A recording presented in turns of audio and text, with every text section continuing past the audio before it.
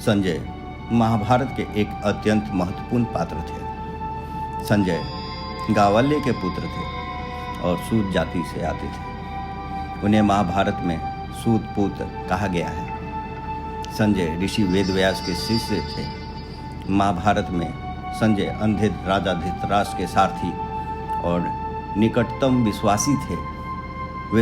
वे स्वयं कोई राजवंशी नहीं थे, परंतु उनकी ईमानदारी, बुद्धिमत्ता और समर्पण ने उन्हें महल और दरबार में एक विशेष स्थान दिलाया।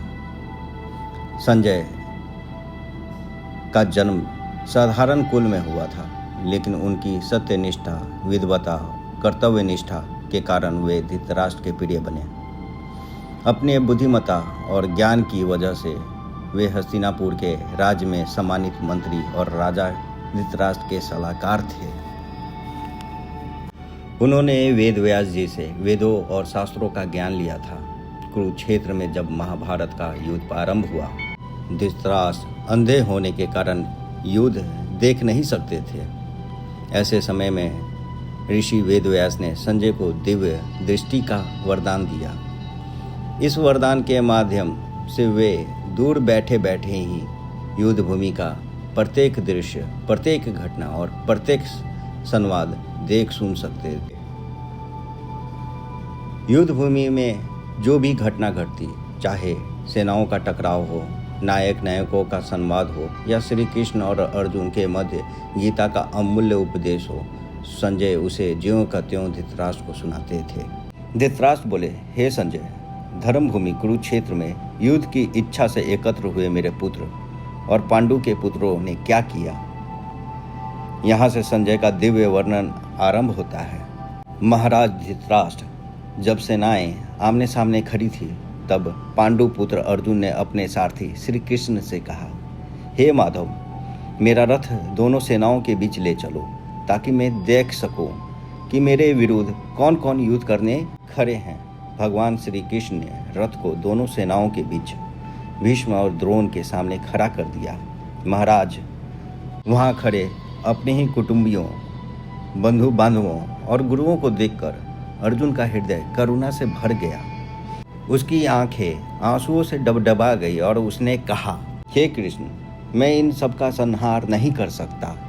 मुझे अपने ही गुरु, पितामह, भाई बंधु और मित्रों पर बाण चलाना उचित नहीं लगता। मेरा गांडीव हाथ से छूट रहा है, शरीर कांप रहा है, मन भ्रमित हो गया है, मैं युद्ध नहीं करूंगा। यह कहकर अर्जुन ने धनुष बाण रख दिए और रथ में बैठ गया। उस समय श्री कृष्ण मुस्कुराए और उन्होंने धर्म और कर्तव्य का उपदेश दिया। श्री कृष्ण ने कहा, आत्मा ना जन्म लेती है, न मरती है, वो शाश्वत है और अविनाशी है। शरीर नश्वर है, पर आत्मा अमर है, इसलिए युद्ध से भागना कायरता है। धर्म का पालन सर्वोच्च है, पर धर्म का आचरण विनाशकारी है। कर्म करना ही मनुष्य का कर्तव्य है। फल की चिंता मत करो। दुख, सुख, लाभ, हानि, जय पराजय में सम्मान रहना।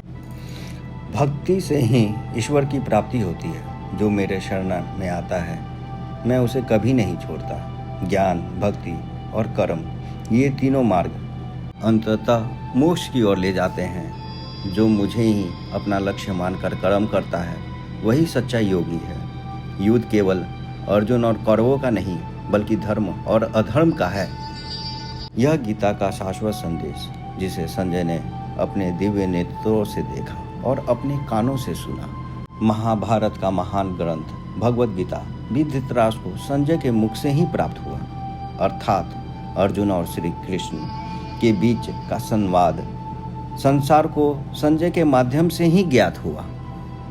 वे सत्यवादी, निष्पक्ष, अत्यंत धैर्यवान थे। चाहे युद्ध में कौरवों की हार हो या पांडवों की विजय, संजय ने कभी तथ्य नहीं छिपाया। वे राज दरबार में सदा निष्पक्षता और सत्य का पालन करते रहे। महाभारत के इतिहास का इतना बड़ा हिस्सा हमें संजय की वाणी के कारण ही मिला। अंत में जब युद्ध समाप्त हुआ और धृतराष्ट्र शोक से व्याकुल थे, तब भी संजय ने उन्हें धैर्य बंधाया और धर्म के मार्ग की ओर प्रेरित किया।